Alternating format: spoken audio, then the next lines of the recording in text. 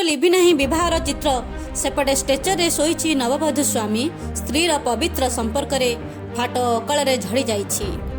गोटे निरीह जीवन विवाहर 1.5 वर्ष होईना किंतु स्वामी परक्रिया प्रीति बलि पड़ जाइछि नवबधू। एभली किछि चित्र आसी कटक जिला तिगिरिया थाना अंतर्गत बनमालीपुर ग्रामरू बांकी पालपुट गाँवर झील तुलसी राउत को गत 1.5 वर्ष मेले विवाह करथिले।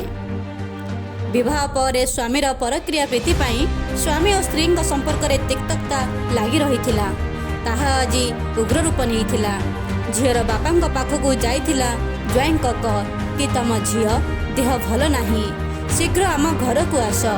फोन रे एकता शुणी बापा सुशांत राउत आसी झी घरे पहुँचवा बेले देखा पाई कि झी क्षतक्त मृतदेह खट उपरे पड़ रही।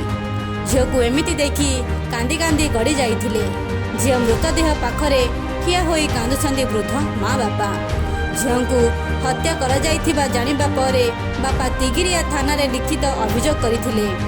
घटनास्थल रे तिगिरिया पुलिस पहुंची मृतदेह को जबत करी शव व्यवच्छेद पाई आठगड़ मेडिकल को पठाई दिया जाइथिबा बेले ए घटना को अति गुरुतर भावे नहीं तदंत चलाइछंती बोली सूचना देइछंती आठगड़ sdpo रविद्र मल्लिक सूचना देइछंती।